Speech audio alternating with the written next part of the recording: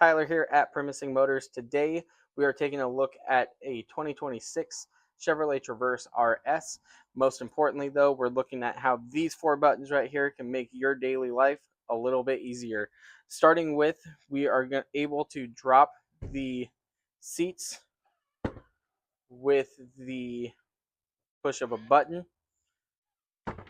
both sides, making it just that much easier for all your cargo. One seat is already down, however, you can also set the other one down as well. Depending on how far the driver's seat is, you might not be able to set them down all the way, but that is something that can easily be ratified.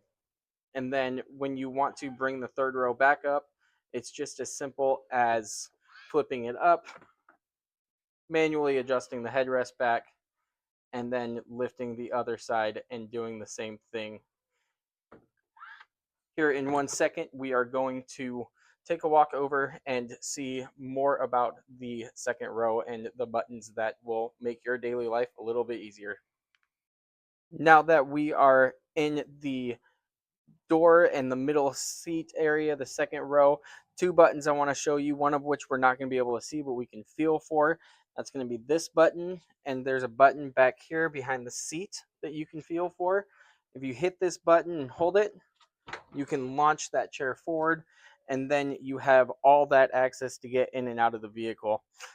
Let me know if this video helped you today figure out how to operate more and get advantage of every feature that you have in your Traverse / Acadia, and we'll see you soon. Thanks so much.